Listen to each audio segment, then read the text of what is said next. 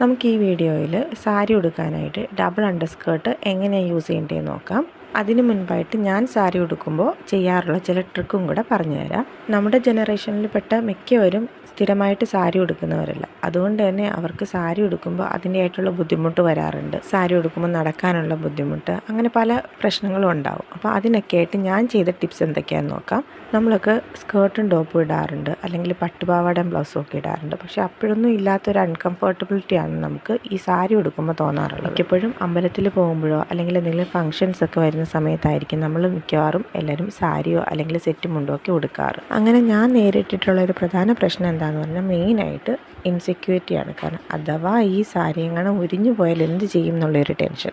രണ്ടാമത്തെ കാര്യം, നമ്മൾ വിയർക്കുമ്പോൾ നമ്മുടെ അണ്ടർ സ്കേർട്ട് കാലിൽ ഒട്ടിപ്പിടിക്കും. അപ്പോൾ ആ സമയത്ത് ഭയങ്കര ബുദ്ധിമുട്ടാണ് നടക്കാനായിട്ട്. അപ്പോൾ അത് ഓവർകം ചെയ്യാനായിട്ട് ഞാൻ യൂസ് ചെയ്ത ഒന്നാമത്തെ ടിപ്പാണ് ഇതുപോലെ ഒരു ഷോർട്ട്സ് അല്ലെങ്കിൽ ഒരു ലെഗിങ്സ് അടിയിൽ ഇടുക എന്നുള്ളത്. ലെഗിങ്സ് അടിയിൽ ഇടുക എന്നുണ്ടെങ്കിൽ നമുക്ക് മടക്കി കുറച്ച് മുകളിലേക്ക് വെച്ച് കഴിഞ്ഞാൽ നമുക്ക് നടക്കുന്ന സമയത്തൊന്നും ലെഗിങ്സ് കാണാനായിട്ട് സാധിക്കത്തില്ല. അതൊന്നും അല്ലാന്നുണ്ടെങ്കിൽ നമ്മൾ സാധാരണ ചുരിദാറിനൊക്കെ ആയിട്ട് ധരിക്കാറുള്ള പാൻ്റ് ആയാലും മതി.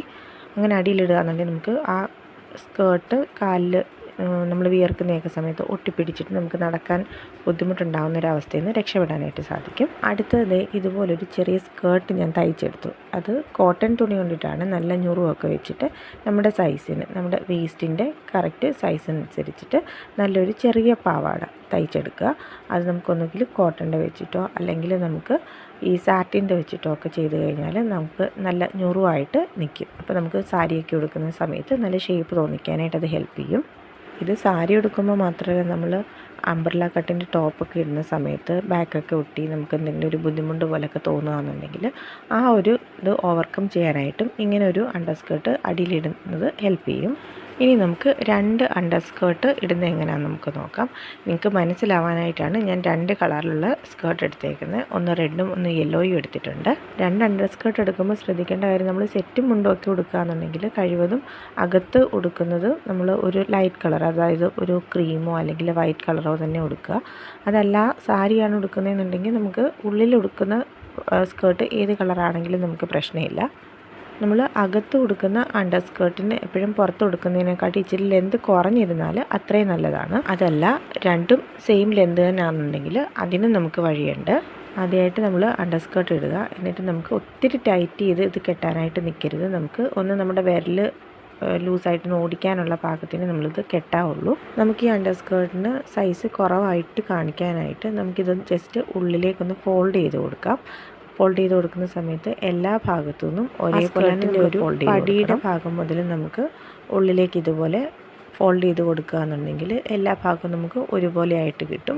അപ്പോൾ ഇതുപോലെ എന്നിട്ട് സ്പ്രെഡ് ചെയ്ത് കൊടുക്കുക. എങ്ങും ചുരുക്ക് കൂടുതലായിട്ടൊന്നും ഇരിക്കാതെ ഇതുപോലെ നന്നായിട്ട് സ്പ്രെഡ് ചെയ്ത് കൊടുക്കുക. ഇനി നമുക്ക് ഇതിൻ്റെ പുറത്തായിട്ട് രണ്ടാമത്തെ അണ്ടർസ്കേർട്ട് കൂടെ ഇട്ട് കൊടുക്കുക. അപ്പോൾ അത് ഇടുമ്പോൾ ശ്രദ്ധിക്കേണ്ട കാര്യം, ഞാനിത് ഒന്ന് ലെഫ്റ്റ് സൈഡിലാണ് ഒരു സ്കേർട്ട് കെട്ടിയത്, അടുത്ത സ്കേർട്ട് ഞാൻ റൈറ്റ് സൈഡിലായിട്ടാണ് കെട്ടാൻ പോകുന്നത്.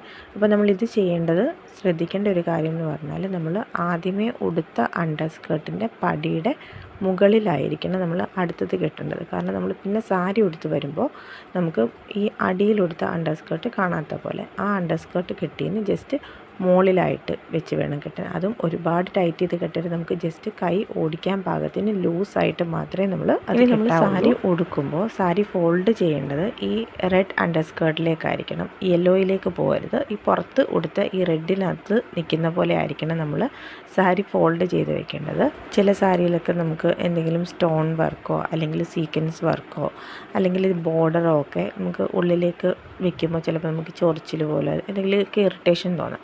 അപ്പോൾ അതൊക്കെ അവോയ്ഡ് ചെയ്യാനായിട്ടും അത് ഹെൽപ്പ് ചെയ്യും. ഇനി അടുത്തൊരു മെത്തേഡ് എന്ന് പറഞ്ഞാൽ, നമുക്ക് ഒട്ടും വണ്ണമില്ലാത്തവർക്ക്, ഒട്ടും ഷേപ്പ് ഇല്ലാത്തവർക്ക് സാരി ഉടുക്കുമ്പോൾ നല്ല ഷേപ്പ് തോന്നാനായിട്ടുള്ളൊരു ട്രിക്കാണ്. അതിനായിട്ട് നമ്മൾ ചെയ്യേണ്ടത്, ഈ സ്കേർട്ട് നമുക്ക് ഉള്ളിൽ നിന്ന് ഇങ്ങനെ വെളിയിലേക്ക് തിരിച്ചിട്ട് കൊടുക്കാം. അപ്പം എല്ലാ ഭാഗത്തു നിന്നും നമുക്കിതുപോലെ മാക്സിമം പുറത്തേക്ക് ഇതുപോലെ വലിച്ച് അത് പുറത്തേക്ക് കൊണ്ടുവന്ന് ഇട്ട് കൊടുക്കാം.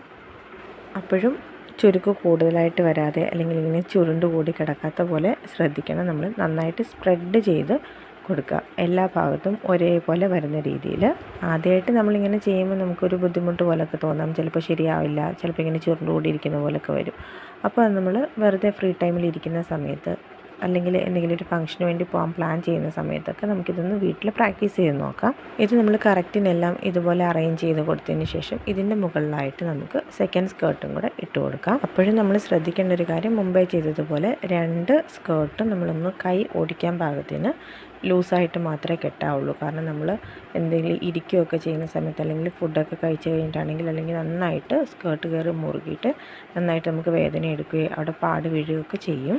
ഇതും നമ്മൾ സാരി ഉടുക്കുന്ന സമയത്ത് റെഡ് അണ്ടർ സ്കേർട്ടിന് ആയിരിക്കണം നമ്മൾ സാരി ഫോൾഡ് ചെയ്ത് വെക്കേണ്ടത്. ഉള്ളിലേക്ക് പോകാതെ ഇങ്ങനെ നിൽക്കണം. അതും മുമ്പേ പറഞ്ഞതുപോലെ തന്നെ ആ യെല്ലോ അണ്ടർ സ്കേർട്ടിന് തൊട്ട് മുകളിലായിട്ട് വേണം നമ്മൾ ഇതിൻ്റെയും പടി കെട്ടാനായിട്ട്. ഇങ്ങനെ നമ്മൾ സാരി ഉടുത്ത് കഴിഞ്ഞാൽ ഇനി എത്ര വണ്ണം ഇല്ലാത്തവരാണെന്ന് പറഞ്ഞാലും നമുക്ക് നന്നായിട്ട് ഷേപ്പ് തോന്നാനും നന്നായിട്ട് സാരി ഉടുത്ത് കഴിയുമ്പോൾ നല്ല ഭംഗി തോന്നാനും ഒക്കെ ആയിട്ട് അത് സഹായിക്കും. അപ്പോൾ ഇതുവരെ ഈ double under skirt trick try ചെയ്ത് നോക്കിയിട്ടില്ലാത്തവരാണെങ്കിൽ ഈ പറഞ്ഞ ടിപ്സൊക്കെ ഒന്ന് ട്രൈ ചെയ്ത് നോക്കുക. എല്ലാവർക്കും അത് ഹെൽപ്ഫുള്ളായിരിക്കും.